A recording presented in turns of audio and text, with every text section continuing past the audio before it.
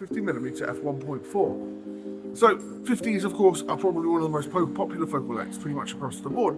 In fact, most cameras back in the day were actually set up with them as their kit lenses, and I do honestly think that needs to be the case again. They offer a really unique perspective and as close to the human eye as possible.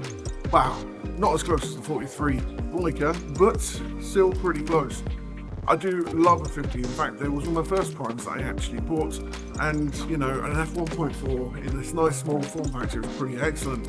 Of course, what's quite interesting about these new Canon out lenses is the fact that all of these f1.4 range class are pretty much the same size, and that means switching out on things like gimbals is actually going to be really quite easy. But also when it comes to packing your bag, you usually have space for about one or two things, but with this, because they're pretty much all the same size, you can really visualize kind of what lenses you actually want to put into your camera bag, and it's really quite cool. So let's get into it. So of course you've got your 50mm f1.4 right here. This is a pretty awesome lens, and just like the other ones in the series that you've watched already, you've got your custom button there, your iris wheel there, which literally works so putting it over to f16, pushing it down and then clicking it over to A, which allows you to control the aperture inside of the camera if you prefer to do it that way.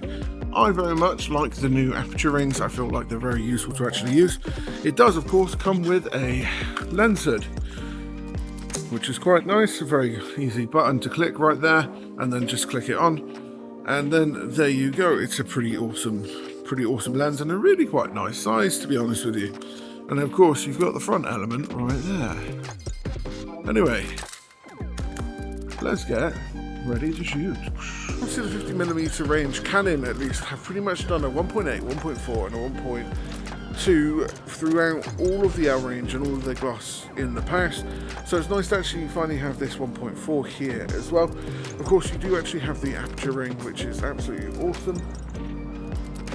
50mm is of course one of the best kind of focal lengths for just day-to-day use, and I'm really excited to now try this out in the streets of Cardiff, doing a little bit of street photography for a little while, test out a little bit of the video, a little bit of the photography, and you'll just get my first opinion of the new 50mm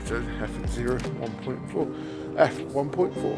I do believe in video this is where this lens really shines. I really like the autofocus performance, and there's just a certain character around this lens I feel like works really well.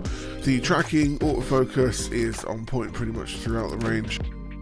Well, I'm not really surprised, but the 50mm does seem to be performing really quite well. For video, I think it's absolutely excellent for like small like documentary kind of things. It's nice and discreet because of that size and that weight that, you know, you're getting out of these new primes from Canon. Again, you can switch out all the lenses really easily on a gimbal because they're pretty much they're all the same size and weight, at least the f1.4 versions of them. 50mm is actually excellent for doing portrait photography and all that. Wish I had them for a little bit longer to be able to test them out in that retrospect. But really impressed with that 50mm. If you like this video, make sure you like, follow and subscribe if you want to see more. Have a good day.